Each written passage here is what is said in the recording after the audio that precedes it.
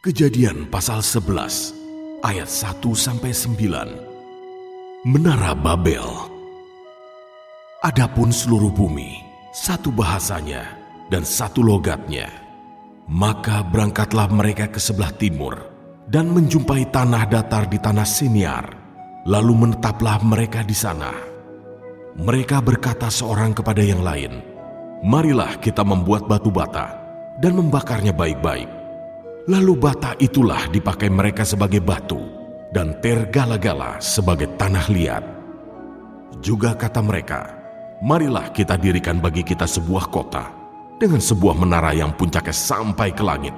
Dan marilah kita cari nama, supaya kita jangan terserak ke seluruh bumi." Lalu turunlah Tuhan untuk melihat kota dan menara yang didirikan oleh anak-anak manusia itu.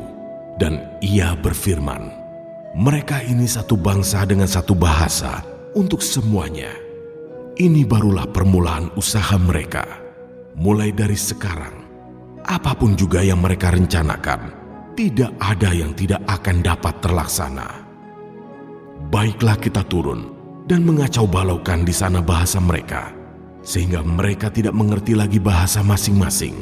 Demikianlah mereka diserahkan Tuhan dari situ ke seluruh bumi.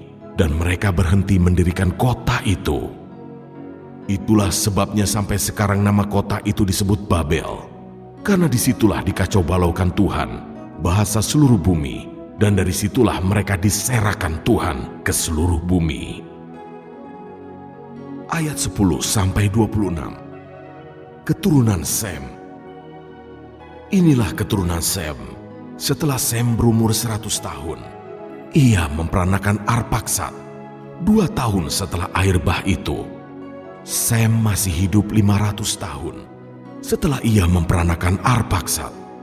Dan ia memperanakan anak-anak lelaki dan perempuan. Setelah Arpaksad hidup 35 tahun, ia memperanakan Selah.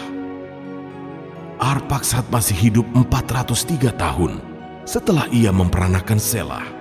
Dan ia memperanakan anak-anak lelaki dan perempuan. Setelah Selah hidup 30 tahun, ia memperanakan Eber. Selah masih hidup 403 tahun setelah ia memperanakan Eber. Dan ia memperanakan anak-anak lelaki dan perempuan. Setelah Eber hidup 34 tahun, ia memperanakan Pelek.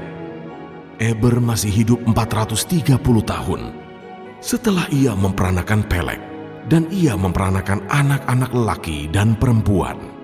Setelah Pelek hidup 30 tahun, ia memperanakan Rehu.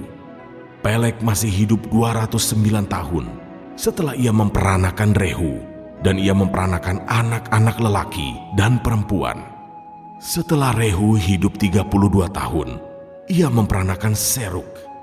Rehu masih hidup 207 tahun setelah ia memperanakan Seruk, dan ia memperanakan anak-anak lelaki dan perempuan. Setelah Seruk hidup 30 tahun, ia memperanakan Nahor.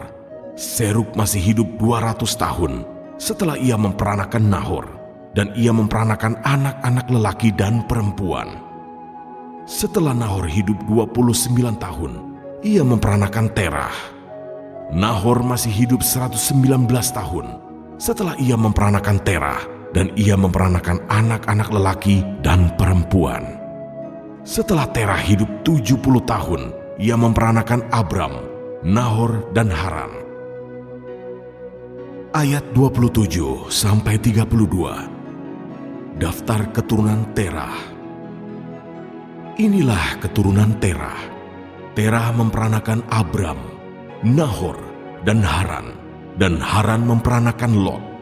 Ketika Terah, ayahnya, masih hidup, matilah Haran di negeri kelahirannya, di Ur Kasdim. Abram dan Nahor kedua-duanya kawin. Nama istri Abram ialah Sarai, dan nama istri Nahor ialah Milka. Anak Haran, ayah Milka dan Yiska. Sarai itu mandul, tidak mempunyai anak. Lalu Terah membawa Abram, anaknya, serta cucunya Lot, yaitu anak Haran, dan Sarai, menantunya, istri Abram, anaknya.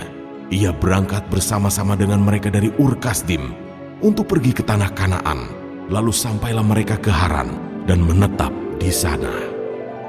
Umur Terah ada 205 tahun, lalu ia mati di Haran.